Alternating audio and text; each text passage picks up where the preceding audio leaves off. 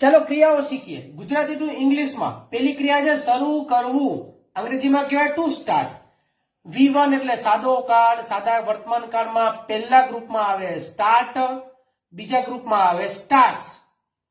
V2 એટલે સાદો ભૂતકાળ તો લગાડી દો ed V3 એટલે પૂર્ણકાળ અને પેસિવ વોઇસ તો એમાં પણ લગાડી દો ed ing એટલે ચાલુ કાળ તો લગાડી દો ing સ્ટાર્ટિંગ હવે ચોથી ક્રિયા ગુજરાતી છે વાંચવું અંગ્રેજી કહેવાય ટુ રીડ સાદો કાળ વર્તમાન કાળમાં V1 પહેલા ગ્રુપ માટે રીડ બીજા ગ્રુપ માટે રીડ્સ V2 જુઓ સાદો ભૂતકાળ સ્પેલિંગ એક જ છે સેમ છે પરંતુ ઉચ્ચારમાં થોડી ગેમ છે શું વાંચશો રેડ રીડ નું રેડ V3 એટલે પૂર્ણકાળ અથવા પેસિવ વોઇસ માટે રીડ જ આવશે ચાલુ કાળ માટે ing આવશે